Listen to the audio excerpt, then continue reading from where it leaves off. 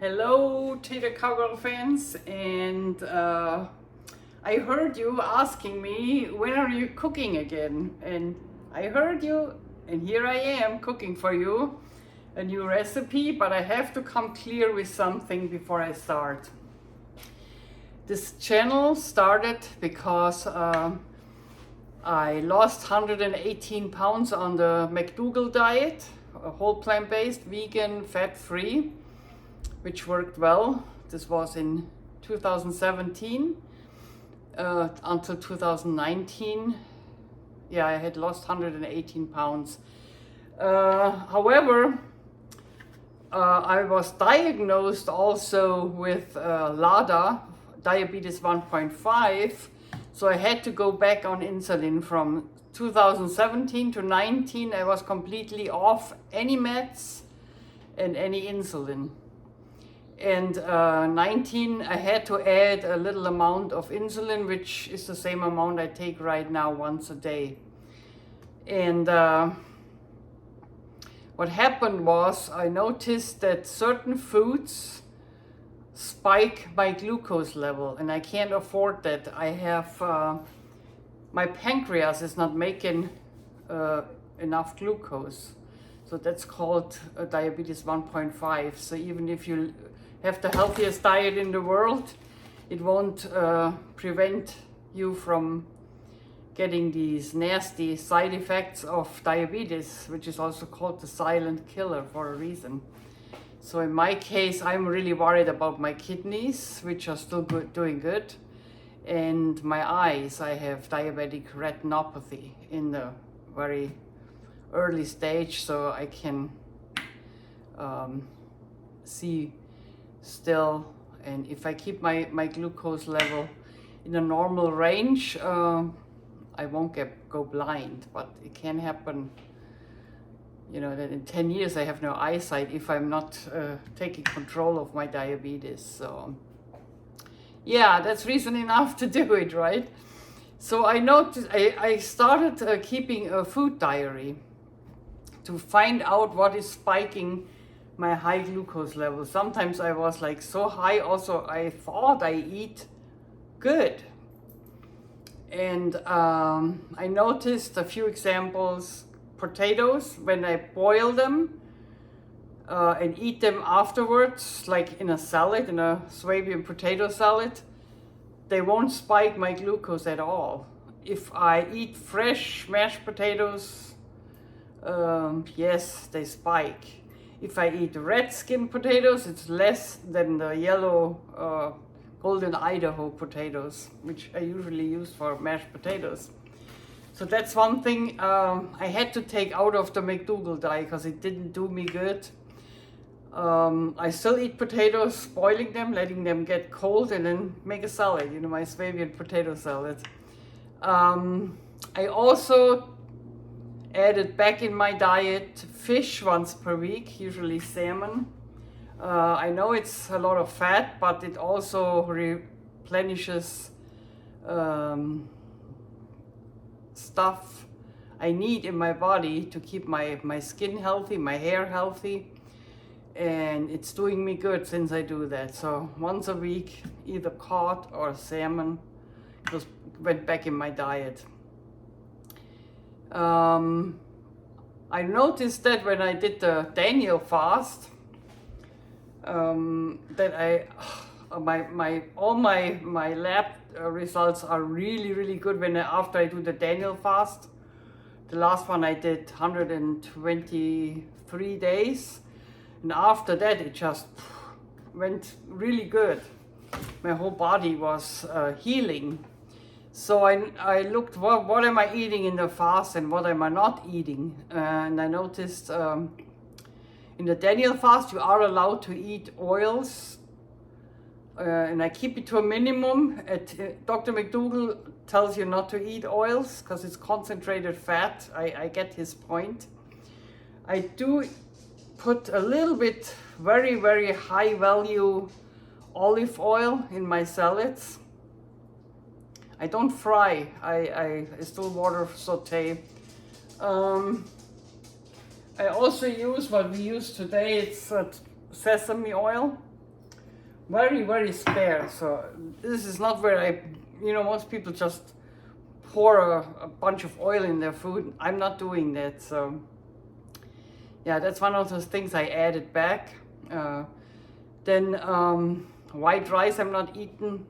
That was allowed in the McDougall diet, but they also recommended brown rice. So when I eat rice, I eat brown rice, but I try to keep it very low amount. What else is different? I think that's leavened bread. Oh yeah, McDougall allows bread, certain breads. For example, my baker in Watsonville, all he does in his bread is water, salt, flour, and some leavening agent, So that would be a bread that's allowed in the McDougall diet if it doesn't have too many weird ingredients in it, So I don't eat it anymore. Now the dogs start barking always when I film, that.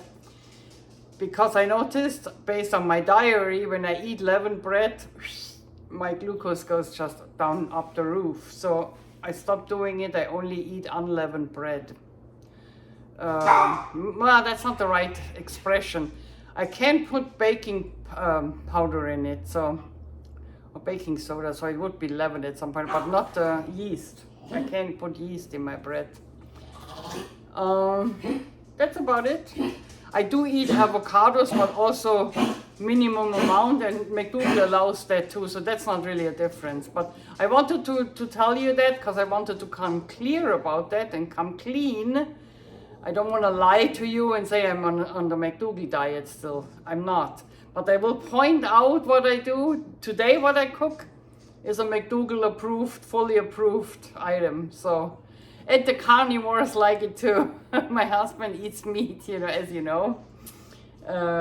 Eddie eats meat, so we are all different eaters. So today I show you how to prepare Bok-Choy for the barbecue. This is a really, really good item.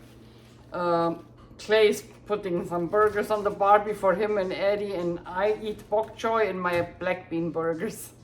So let me show you how I do that, and it's really good. Let's just get my camera down, and then you can see what I'm doing.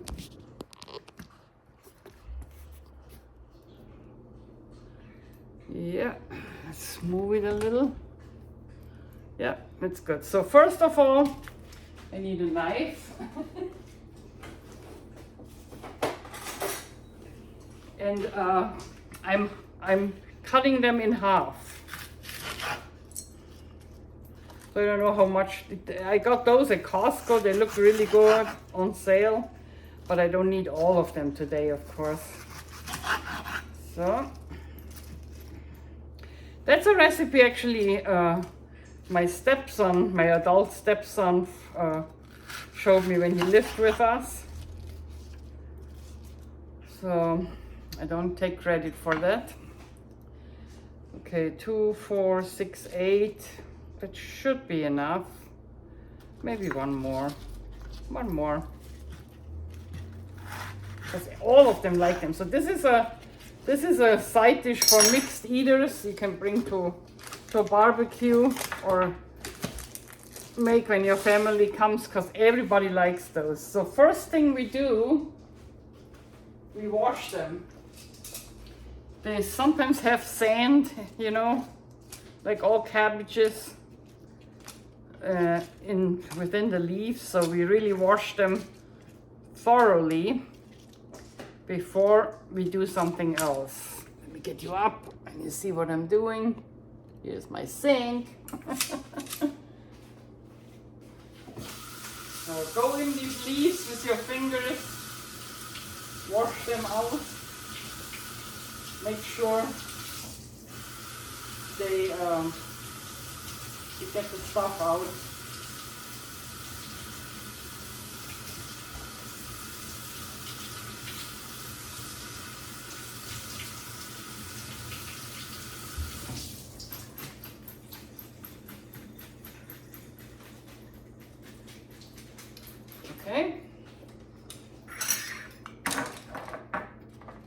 Now we put them, oops, we put them on a, let me get you down again.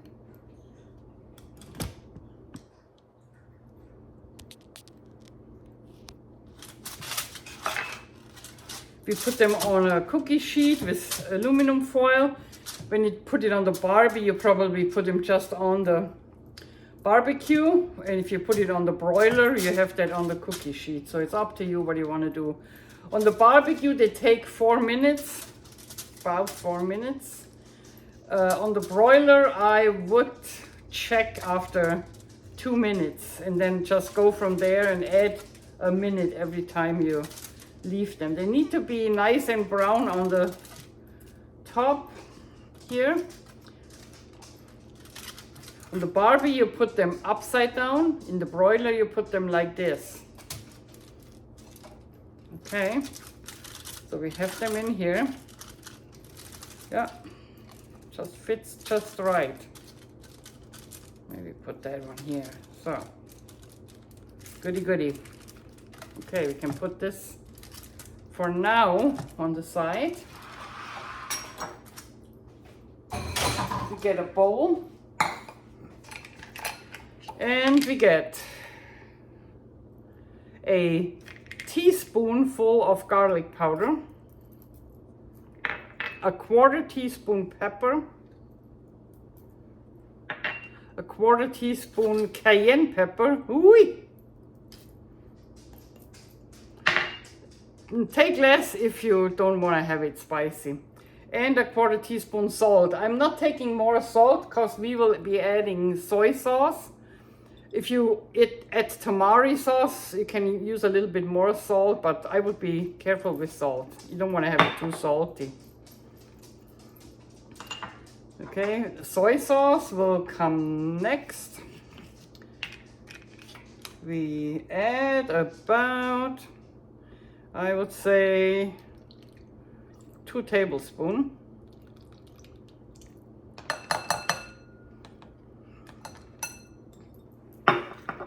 Then liquid smoke. You get it at Walmart, Nob Hill here. They have different, I have hickory, but you can have mesquite. We do a teaspoon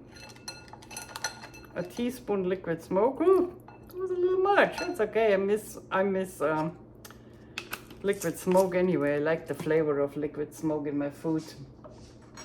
Okay, cayenne pepper we have, and then the next one I put in is sesame oil. So you can do both, either that sesame oil, really good, great sesame oil, or I have here toasted sesame oil. That's even better.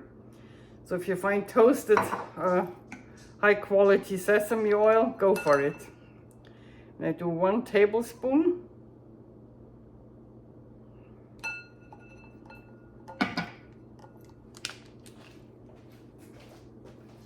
And then I take my swirl here and mix it.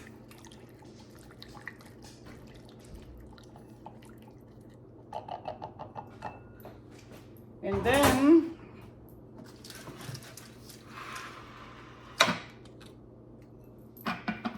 put that away.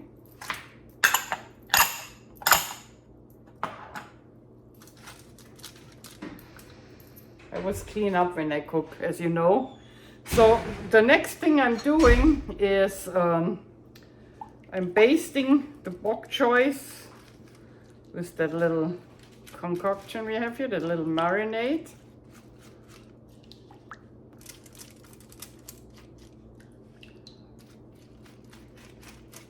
The heart of the Bok-Choy. Yeah, that's the most important.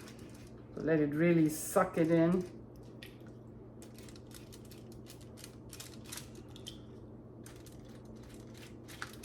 And we keep it marinating a little bit. So let it sit on the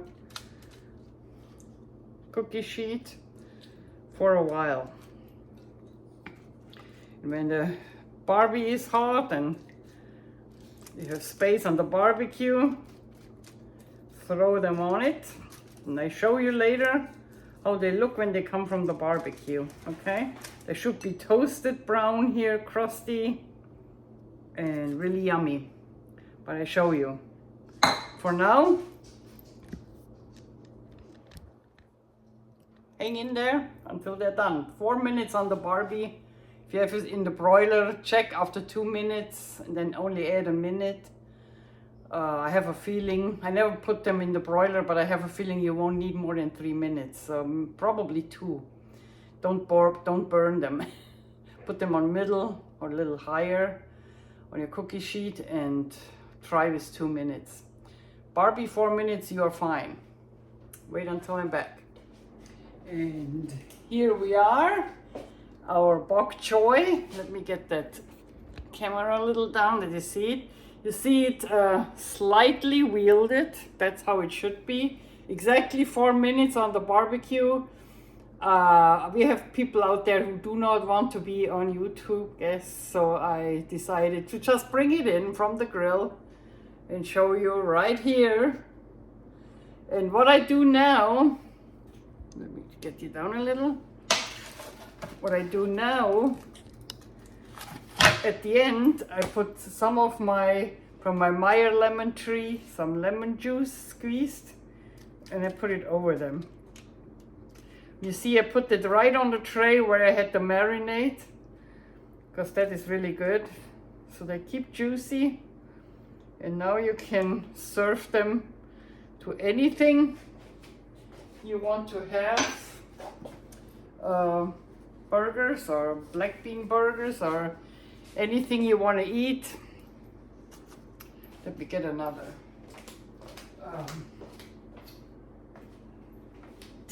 thing. Oh, one more thing. I also put on the table when I serve them Chinese 5-spice, but not everybody likes it. My husband hates it. I love it. So everybody can put Chinese 5-spice on it who wants it. My husband doesn't like fennel, and there's definitely fennel in that 5-spice. So just put it on the table for those who want to put a little bit on it, and otherwise the others can leave it. Okay, that's for today. Another cooking rodeo with the Tater Cowgirl Senior. And as I said, how they say in California, peace out.